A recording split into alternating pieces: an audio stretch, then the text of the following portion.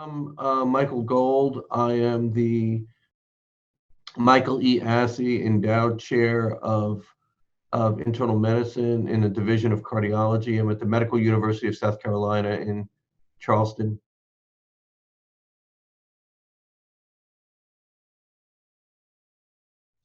The reason for this study is that the subcutaneous ICD has been a very successful device, but it's not been used as frequently in the more typical patients who require defibrillators, those with damaged hearts and with heart failure.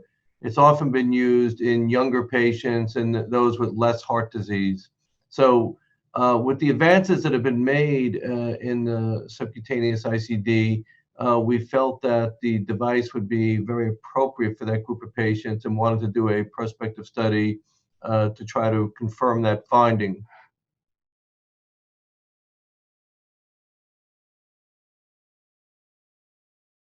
So it was a prospective registry in North America and Europe of patients who had standard primary prevention indications for an ICD. So they had to have an ejection fraction less than 35% with heart failure or coronary disease, if less than 30%. And they had to be on appropriate medical therapy. So it was all the standard indications by the guidelines in all these countries for primary prevention, low ejection fraction patients.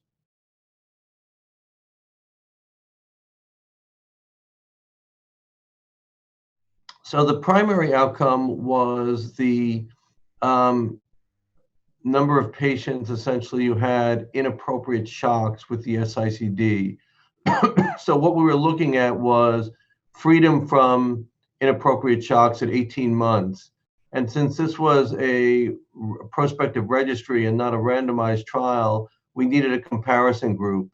And the comparison group we used was the MADE-IT RIT study, which was a study of transvenous defibrillators and probably was the most aggressively programmed study with one of the lowest, if not lowest, rates of inappropriate shocks.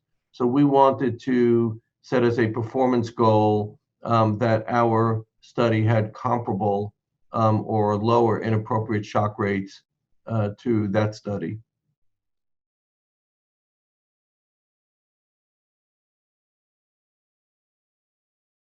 Our findings were very gratifying. We had over 1,100 patients in the study, very typical of patients who require this device or require a primary prevention device. And what we found was that the freedom from inappropriate shocks was 95.9%. So only about 4% of patients within 18 months had an inappropriate shock. That easily met the criteria that we had set to call this an appropriate positive endpoint. And when we look in retrospect at MADE-IT RIT or Advanced 3 or any of the major studies with transvenous devices or subcutaneous ICDs, this is the lowest rate of inappropriate shocks that's been reported.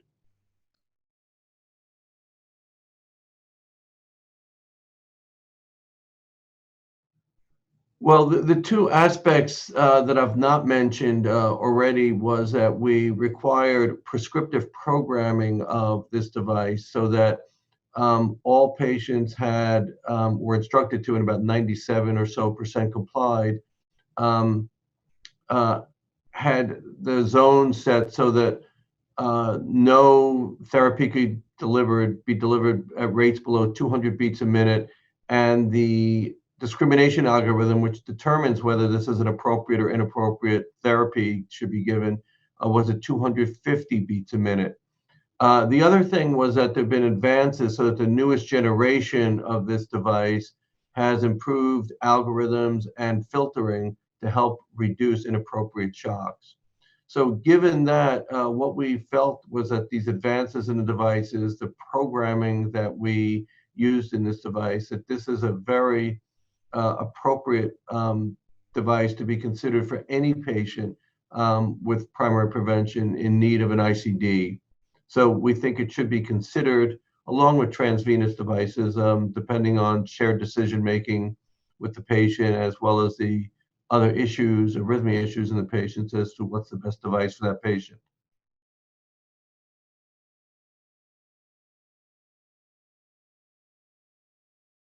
I think we continue to expand the use of this device, so expanding indications. Do patients with secondary prevention have the same benefit? So far, it's shown that, but there's not been a study just looking at that group of patients. And there's other studies combining pacing therapy with subcutaneous devices, either with a leadless pacer or a different kind of extracardiac pacers, which will be important to be able to expand this device to patients who need pacing therapy. What was important in this study is that despite this being low ejection fractions, mean ejection fraction of about 26% or so, the need for pacing was very, very low in this study. So, but in patients who clearly need pacing therapy, it'd be nice to be able to avoid transvenous leads as well.